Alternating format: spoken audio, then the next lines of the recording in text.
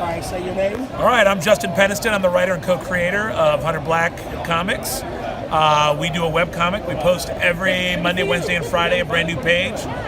We've got 927 pages of material up there. It's hard-boiled fantasy.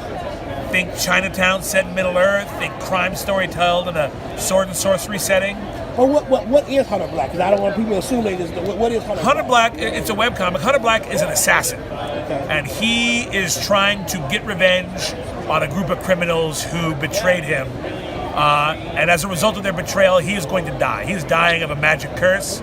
He's got a magic sword that can keep him alive, hopefully long enough to get his revenge. How long before he joins the Trump organization? Because right now they're going through a lot of people, and they need. They're going to have to keep going. They're going to have to hire and fire a whole bunch of people before they get to my guy. I fear for the country after the 60 Minutes tonight. You know what I mean? Well, but when you're doing a series like this, as a web series, is it different for you because you know you're going to turn out things more quickly for our audience, or how do you approach it? We don't have to. Well, we don't have the same constraints as typical comics. I can let a scene go as long or as short as I want it to go.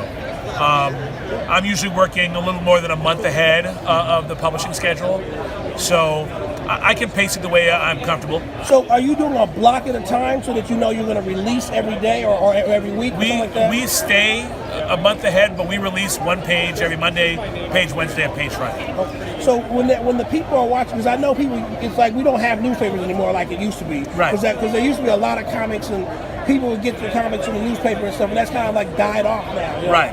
But how do you think they have not why the papers did not transition that successfully to digital?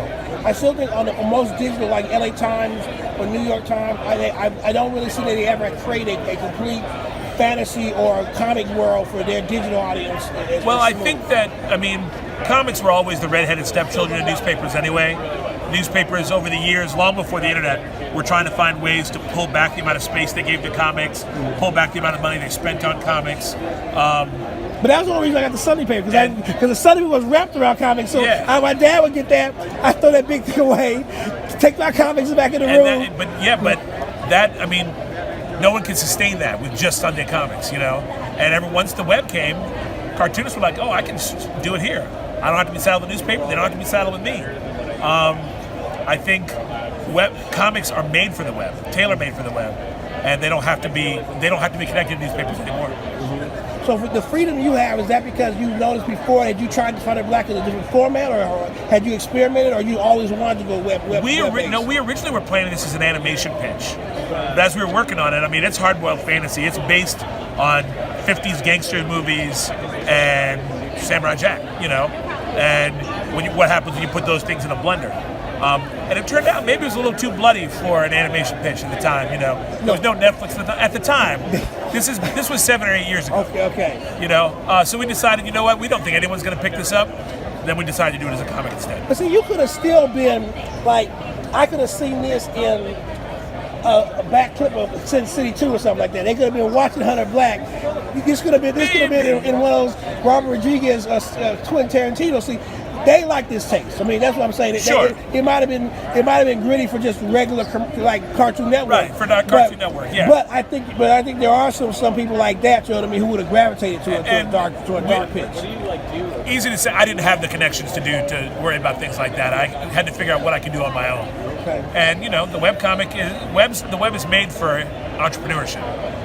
You know, and do you so drive traffic through social media to get there? Absolutely. We have a Facebook page, and we're about to start a Facebook group. We have 2 Instagram pages, Hunter Black Writer and Hunter Black Artist. We have Twitter, Hunter Black Comics. We have a Tumblr page, Big and Tall Tales Incorporated.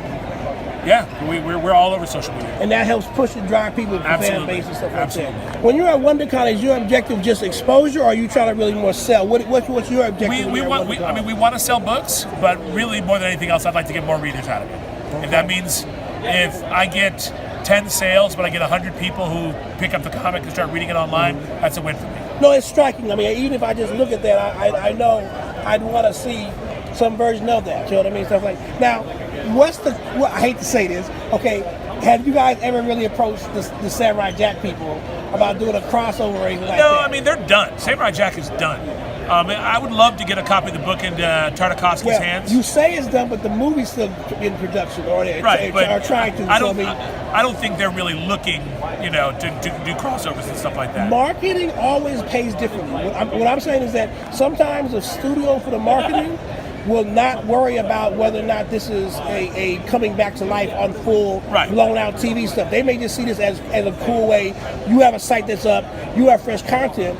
You could have a crossover series that goes 2 or 3 weeks before the movie comes out or something like that, It's not, I will say, we're not super compatible with what they're doing. That's my best pitch, okay? Yeah, I got you. I'm trying. I don't work with the studio yet, but I mean, that was my best Samurai Jack pitch. We're not super compatible with what Samurai Jack does, but visually, obviously, we share a lot in common.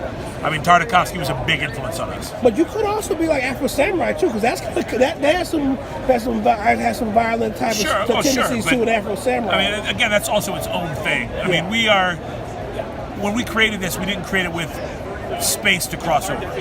We have a pretty tight story that we're trying to tell. So then, where would they go right away to see and get your HunterBlackComics.com. Okay. HunterBlackComics.com. Hit first, and you can start right at the beginning of the comic. You can find the graphic novel on our site or on Amazon.com. Oh, so they can order it too and everything like that, There you go. Hunter Black. All right. Okay, there you go. I'm Justin Penison. I'm the writer and co-creator of Hunter Black Comics, and I listen to Rattle Radio. Okay, thank you.